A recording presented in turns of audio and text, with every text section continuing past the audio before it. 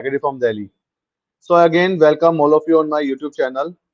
So now we came with a very specific question in this video because this question I have received in my WhatsApp group Gyan Gurukul almost more than 100 persons. The question is that whether it is mandatory to file ADT-1 for the appointment of the first auditor after rollout of the MCA into the V3 portal, because everyone is confusing whether the new AOC4 will accept the Z99 or not, or whether it is mandatory by the new ADT1 to file for the first auditor. So first thing, I just want to discuss the answer of this question with the provision. Section 139 subsection 6 of the Companies Act 2013 states about the appointment of the first auditor. The section says that company have to appoint the first auditor within 30 days from the date of incorporation. And the rule of the Companies Act, Rule 42 of the Companies Audit and Audit Rule 2014, which states about the requirement of the ADT1.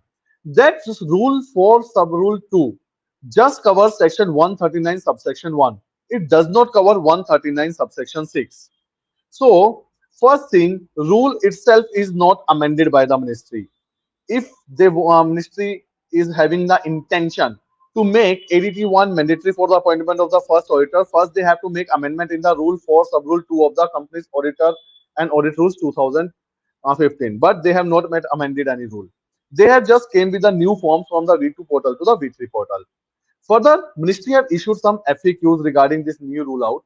In that FAQ, if you will go through the question number 35, in that question, ministry has specifically mentioned it is recommendatory. It is a recommendation that companies should file ADT1 for the appointment of the first auditor. But it is still not mandatory that every company is required to file ADT1 for the first auditor. Still, companies can appoint the first auditor up to the first AGM without filing of ADT1. Now the question arises, if we will not file ADT1, then what we will mention in AOC4 when it has asked for the SRN of ADT1? In that case, ministry itself mentioned in their FAQs, you can mention Z and 8 times 9. When you mention Z and 8 times 9, the form will proceed further. This is the only situation when the AOC4 will accept Z 8 times 9 for the appointment of auditor. Except this, in other scenarios, form will not accept Z 8 times 9. So make sure it is not mandatory to file ADT1 for the appointment of first auditor, but it is always recommended to do the as much as compliance is possible. So let's not confuse and let's not make other people confused about the requirement of the ADT1 for the first auditor. Let's go with the section 139 subsection C. Let's go with the rule 42 of the Companies Audit and Auditors Rule 2015. And let's conclude it that it is not mandatory to file ADT1 for the appointment of the first auditor. If still you have any question, any query, you can mention in the chat box, comment